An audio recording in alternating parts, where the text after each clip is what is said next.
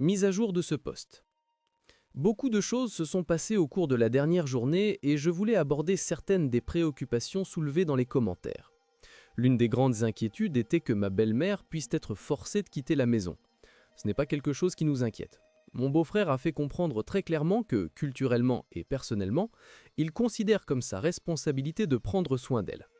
Il a dit directement que c'est sa maison et que sa place là-bas est sûre. Quoi qu'il se passe, son logement n'est pas en danger. Il y a eu d'autres conversations entre ma femme, ma belle-mère, mon beau-frère et ma belle-sœur, et le ton des choses a un peu changé. Ma belle-mère s'est vue offrir la possibilité de vivre avec nous si elle le souhaite ou en a besoin. Cela est pratique car elle a déjà séjourné chez nous pendant des mois. Bien que la barrière de la langue rende la vie de tous les jours plus difficile pour elle, là où nous vivons, elle sait maintenant qu'elle a un endroit où aller. Cela semble lui avoir apporté un certain apaisement. Ils ont aussi parlé des bijoux. Quelques pièces ont été transmises à d'autres membres de la famille, avec l'accord de tous. Ce n'était pas fait pour punir ou résoudre le conflit en abandonnant des choses. C'était principalement pour montrer à ma belle-mère qu'elle est libre de gérer ses affaires comme elle l'entend, et que ses possessions ne sont pas quelque chose que quelqu'un d'autre puisse exiger ou contrôler. Le but était de réaffirmer son autonomie, pas de lui prendre quelque chose. Ma belle-mère a redit que les enregistrements capturaient le genre de commérage privé et informel qui se produit souvent entre une mère et une fille, et qu'elle peut être franche dans ses conversations. Tout le monde comprend ça. La question la plus importante a toujours été comment les enregistrements ont été réalisés et comment ils ont été évoqués. Ma belle-sœur a également partagé ce qu'elle ressent. Elle a dit que même après de nombreuses années de mariage, elle se sent parfois encore un peu comme une étrangère, et que les tentatives de se rapprocher peuvent tomber à plat parce que ma belle-mère est naturellement calme et réservée avec tout le monde, pas seulement avec elle. Cela n'explique pas tout ce qui s'est passé, mais ça aide à comprendre pourquoi la situation a touché une corde sensible. La tension entre elles n'a pas commencé ici. Cet incident a simplement fait ressortir des sentiments existants. Certains commentateurs familiers avec la dynamique des familles indiennes savent que la critique de la belle-fille peut être un pattern dans certains foyers. Ma belle-sœur est très consciente de ces dynamiques, ce qui a probablement rendu les enregistrements plus vifs pour elle qu'il ne l'était peut-être prévu. Pour ce que ça vaut, je suis d'accord que ce pattern peut être nocif, et je ne pense pas que quelqu'un impliqué ici veuille le répéter. Dans ce cas, les commentaires de ma belle-mère étaient des plaintes privées, pas une partie de quelque chose de plus grand. Mais je peux comprendre comment le contexte culturel façonne la manière dont ça a été entendu. Mon beau-frère a également expliqué que son objectif était de diminuer la friction de longue date entre ma belle-mère et ma belle-sœur, et de s'assurer que sa femme soit traitée gentiment. Bien que la manière dont ça a été exprimé ait causé du désarroi, il est clair qu'il n'essayait pas d'isoler ou de contrôler sa mère. Il est également important qu'il ait une longue histoire d'être généreux dans la famille. Offrir des cadeaux est une grande partie de la vie de famille ici, et il a toujours participé à ça tout cœur. Cette situation ne reflète pas son comportement habituel. Cela semble plus être lié à un mélange de personnalité, de malentendus et d'émotions intenses. Quant au téléphone, ma belle-mère a compris maintenant que les appels WhatsApp ne peuvent pas être enregistrés, et elle fait plus attention à la manière dont elle communique et qui gère son téléphone. Elle a clairement fait comprendre qu'elle accorde de la valeur à sa privacité, et avec tout le monde maintenant conscient de la sensibilité autour de cela, je pense que cette limite sera respectée. Les choses sont encore un peu tendues, mais ma belle-mère semble plus rassurée que ses affaires ne sont pas sujettes à débat et qu'elle n'est pas isolée. Je ne m'attends pas à ce que des décennies de différence de personnalité se résolvent immédiatement, mais la pression immédiate s'est atténuée et tout le monde parle plus calmement. Je crois sincèrement que la plupart de cela vient des gens qui soucient les uns des autres, mais qui ont des tempéraments et des attentes différentes. Ma belle-mère est discrète et facilement débordée, ma belle-sœur est plus expressive et veut se sentir incluse, et mon beau-frère est pris entre le désir de paix et le désir que tout le monde se sente respecté. Rien de tout ça n'est inhabituel dans une grande famille, et tout cela peut être réparé avec un peu plus d'ouverture. Mon espoir est que les choses se stabilisent d'une manière que la famille dans son ensemble, y compris les enfants, puisse regarder en s'en souvenir. Si quelque chose de significatif change autrement, je mettrai un nouveau à jour. Je sais que beaucoup d'entre vous attendaient une mise à jour, alors voici. J'ajouterai également des informations de contexte et des clarifications car j'ai écrit cela alors que ma tête tournait à 1000 à l'heure. 1. Oui, ma petite amie a un enfant de 10 ans. Je peux comprendre comment le garçon de 10 ans pouvait être confus. 2. Oui, ma petite amie est bisexuelle. Oui, Alissa, qui a trouvé son profil en premier, est également bisexuelle. Je suppose qu'Alissa a envoyé l'enregistrement vidéo à Anna parce que Kalissa et moi étions plus proches, ou parce que Kalissa n'était pas au travail mais que Anna et moi l'étions? Je ne sais pas, je n'ai pas demandé. Mais pour ceux qui méprisent qu'elles essaient simplement de nous séparer sans raison ou par jalousie, ce n'est pas la question. D'accord, donc après que ma petite amie ait terminé son cours en ligne et après que son garçon était au lit, nous nous sommes tous les deux assis sur le canapé pour parler. Il m'a fallu quelques secondes pour sortir les mots de ma propre bouche, mais je lui ai dit que l'on m'avait montré une vidéo de son compte Tinder. À quoi elle m'a répondu « Qui te l'a montré ?» Et cela a plus ou moins répondu à toutes mes questions, et ma tête a commencé à tourner encore plus vite. Je lui ai dit que je n'étais pas sûr pourquoi cela était même pertinent en ce moment, mais elle a insisté, alors je lui ai dit qu'Anna me l'avait montré. Elle a également rencontré Anna et sait qu'Anna est hétérosexuelle, enceinte de 6 mois et mariée. Je lui ai dit qu'Alissa la lui avait envoyé et qu'elle me l'avait montré. En questionnant encore pourquoi cela était pertinent, je lui ai de nouveau demandé si elle était sur Tinder. Elle a répondu oui. Elle a admis avoir téléchargé l'application une semaine plus tôt et tenté de correspondre avec des femmes pour des conversations flirtantes et attirant l'attention. Elle m'a également montré les messages et j'ai confirmé qu'ils étaient tous avec des femmes, qu'ils n'étaient que de simples conversations flirtantes. Elle m'a assuré qu'elle n'avait aucune intention au-delà de conversations flirtantes, et je la crois car elle est 30 livres plus lourde, maintenant et arbore une coupe pixie mais utilise toujours des photos de plus de 3 ans. Elle a dit qu'elle avait juste téléchargé l'application et s'était reconnectée immédiatement sans apporter de modification au profil précédent. Elle est également devenue très défensive. Elle a évoqué une dispute du passé pour se défendre et essayer de me faire paraître comme le méchant. Je l'ai appelée dessus, mais j'essayais aussi de garder mon calme entre-temps, tout en essayant encore de comprendre que c'était réellement en train de se produire. L'année passée n'a pas été facile pour nous, entre les problèmes de santé, les problèmes de travail, le coût de la vie qui augmente et les problèmes de licenciement, cela a été difficile. Elle a dit qu'elle a ressenti qu'il manquait quelque chose entre nous dernièrement. Elle était tellement perdue qu'elle ne savait pas ce qu'elle faisait. Elle a sangloté et m'a dit qu'elle avait commis une erreur vraiment stupide, à quoi j'ai acquiescé. Je lui ai dit combien je me sentais stupide, parce que lorsque mes amis m'ont montré la vidéo, j'ai presque ri et je l'ai atténuée parce que c'était si inattendu, et les photos étaient anciennes. Je me suis dit, pas moyen. Je ne sais pas quoi faire. Comme mentionné précédemment, nous vivons ensemble depuis 2 ans. Je contribue à mon revenu pour l'hypothèque du domicile, ainsi que pour toutes les autres factures mensuelles. Elle a co-signé l'achat de ma voiture parce que j'ai commencé à établir le crédit tardivement et j'avais un mauvais crédit. Nous avons le même plan de téléphone, nous avons la même assurance auto. Tellement de ma vie est entremêlée dans la relation, je ne sais pas par où commencer la démêler. Je ne sais pas où aller. Actuellement, je pense rester ici jusqu'à ce que je puisse augmenter mon crédit et je l'espère mon épargne. On vient juste de me licencier de l'un de mes emplois, donc je travaille à temps partiel aux urgences jusqu'à ce que je commence mon nouveau poste le 1er décembre. Je suis honnêtement moi-même très perdu. Je sais que je devrais partir, mais je me soucie d'elle, je suis effrayé de la mettre, elle et son sou, dans une mauvaise position.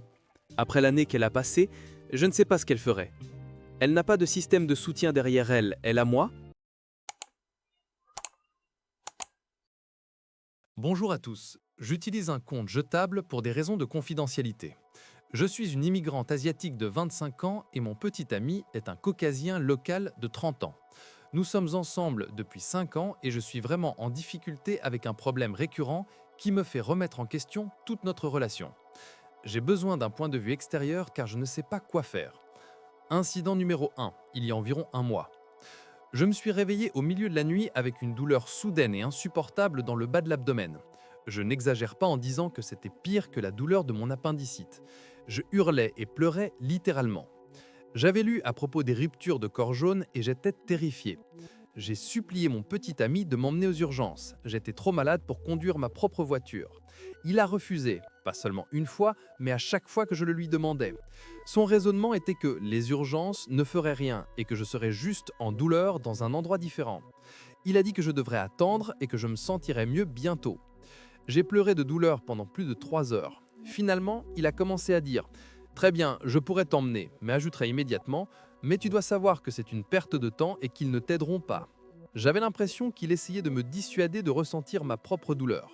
La douleur s'est finalement calmée après environ 5 heures au total, et je me suis évanoui d'épuisement. J'allais bien le lendemain, alors j'ai essayé d'oublier que cela s'était produit. Incident numéro 2, il y a une semaine. J'ai été frappé par une mauvaise intoxication alimentaire. Vomissements, diarrhée, mal de ventre. Je ne pouvais même pas garder de l'eau. J'avais un examen intermédiaire le lendemain et je m'inquiétais de ne pas pouvoir y arriver. J'ai demandé d'aller aux urgences à nouveau. Mon petit ami a refusé à nouveau. Même scénario. Tu vas y passer 6 heures pour rien. Cette fois-ci, j'ai appelé un Uber et je suis allée toute seule. Aux urgences, ils m'ont donné un truc pour m'hydrater et m'ont dit de rentrer chez moi et d'attendre que le médecin appelle. Le tout a pris moins de 10 minutes. Alors je suis rentré en Uber et j'ai pris mon temps pour le reste de la journée. Maintenant, j'ai raconté les 12 incidents à ma mère. Elle est une Asiatique très traditionnelle et croit en la recherche d'aide médicale. Elle est maintenant profondément mécontente de lui et pense que je devrais rompre avec lui. Elle a dit « Si quelque chose ne va pas, il vaut toujours mieux être à l'hôpital ». Je suis coincé parce que je ne peux pas surmonter cela. Ce n'est pas un cas isolé, c'est un patron qui s'est produit à quelques reprises tout au long de notre relation, chaque fois que je suis malade ou blessé. Son comportement par défaut est de rejeter mon besoin de soins médicaux. Pour le contexte, il n'est pas un reclus. Il sort avec ses amis dans des bars, pubs, au moins une fois par semaine, donc ce n'est pas comme s'il évitait totalement de sortir. Je ressens une énorme brèche de confiance. Quand j'étais à mon point le plus vulnérable et détressé, il n'était pas mon partenaire, il était un obstacle. La désapprobation de ma mère ajoute de la pression, mais ma propre douleur est le vrai problème. Je suis perdu et je ne sais pas quoi faire. En résumé, mon petit ami a refusé de m'emmener aux urgences lors de 2 incidents médicaux, douleur insupportable et intoxication alimentaire grave. Je suis allé seul pour le deuxième. Ma mère veut que je rompe avec lui et je suis en difficulté avec la confiance brisée. Voici la version normalisée et nettoyée de l'histoire, adaptée à la narration texte à parole et à l'affichage à l'écran, répondant à toutes vos exigences. Dans le tourbillon d'une situation complexe, je me suis retrouvé englué dans une toile d'émotions et de malentendus, tout provenant d'une erreur douloureuse. Mon mari et moi traversons ensemble son infidélité récente, tandis que notre cercle d'amis se débat avec un chagrin similaire. Un autre couple de notre cercle social vient de mettre fin à sa relation en raison de l'infidélité de la petite amie.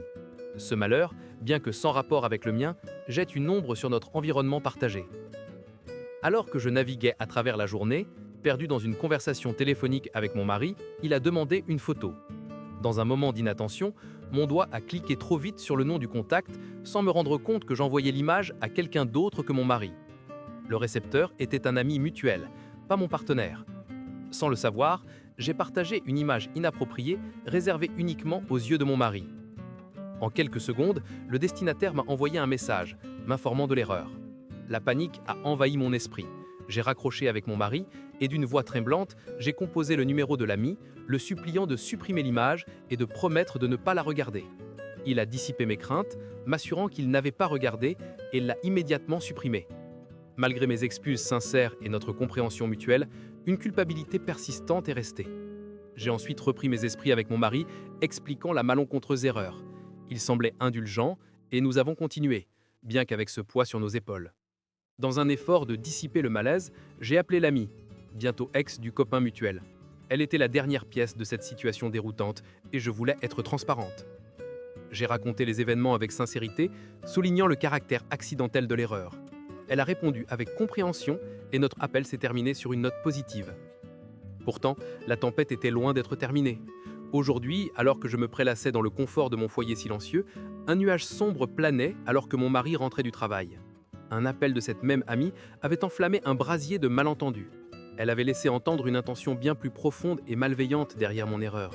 Mon mari, à nouveau blessé, peinait à concilier cette nouvelle révélation avec mes excuses. Il remettait en question ma véracité et les motifs derrière tout l'épisode.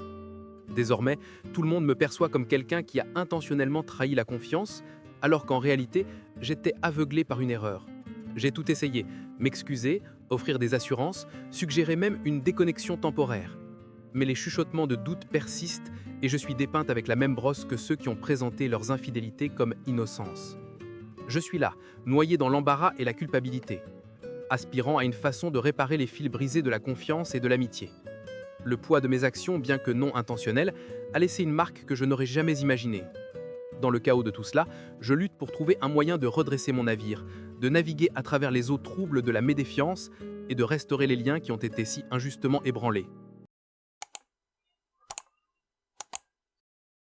Pour résumer, ma meilleure amie d'autrefois m'a ignoré sans raison claire. Quand je lui demandais si quelque chose que j'avais dit ou fait l'avait contrariée, elle m'a laissé sur lu pendant des années.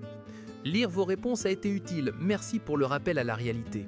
Avant de partager cela, une petite partie de moi espérait que nous pourrions être meilleurs amis à nouveau. Maintenant, je réalise que cela est non seulement impossible, mais imprudent. Quelle que soit sa raison, je sais que je méritais mieux que d'être laissé sur lui pendant des années. Je suis gentille, je suis réceptive. Quand j'ai blessé quelqu'un, j'écoute, je m'excuse et je répare. Je suppose qu'elle n'avait pas la capacité de discuter, mais il ne faut pas grand-chose pour dire « Hé, je suis submergé en ce moment et je t'aime mais je n'ai pas le temps de parler ou d'écrire. S'il te plaît, ne t'en veux pas, je te contacterai un jour. » Mais au lieu de cela, elle n'a rien dit, pendant des années. Je ne suis pas prête à pardonner ça, et je sais que si nous parlions, je lui pardonnerais non seulement, mais je finirais probablement par lui demander de me pardonner. Comme beaucoup de femmes, je dis désolé trop souvent. Oui, je travaille sur mes limites, plus à ce sujet de ci-dessous.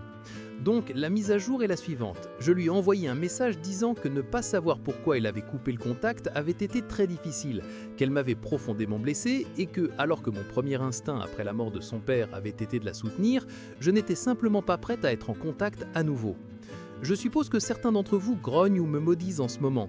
La plupart d'entre vous voulaient vraiment savoir pourquoi, au début, moi aussi.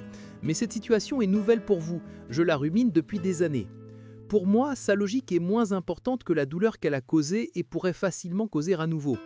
Partager cela m'a aidé à réaliser que je préfère continuer à profiter du bonheur que j'ai trouvé sans elle que de le risquer en la poursuivant et en forçant une conversation que ni l'une ni l'autre ne semblions désireuses d'avoir. Poursuivre des personnes indisponibles est une habitude que sa disparition m'a aidé à rompre. Je me suis surprise en train de régresser quand elle me laissait continuellement sur lui et que je continuais à envoyer des messages. C'était une erreur de ma part, une erreur qui m'a fait sentir vraiment merdique. Je ne referai pas ça. Alors que faire maintenant ? Maintenant, je continue le bon travail en thérapie pour traiter cette douleur et cette colère et je creuse pour savoir si je suis prête à risquer plus de douleur pour lui donner la chance de s'expliquer. Si et quand je reprends contact, je considérerai si des efforts mutuels sont faits. Ce que je ne ferai pas, maintenant ou jamais, c'est poursuivre quelqu'un qui m'a ignoré juste pour savoir pourquoi. Le pourquoi est moins important que le quoi, car ce qui s'est passé était incroyablement douloureux et n'est pas une expérience que je souhaite répéter. L'impact est plus important que l'intention, toujours. Si nous nous reconnectons un jour, je le partagerai probablement ici. D'ici là, merci de m'avoir écouté et à tous ceux qui sont confrontés à un dilemme similaire, si ce n'est pas un oui enthousiaste, c'est un non. Cela applique au consentement, à toutes les parties dans les amitiés et les relations et à la façon dont nos corps réagissent dans des situations comme celle-ci. Le mien disait refus catégorique. Je suis contente d'avoir enfin écouté.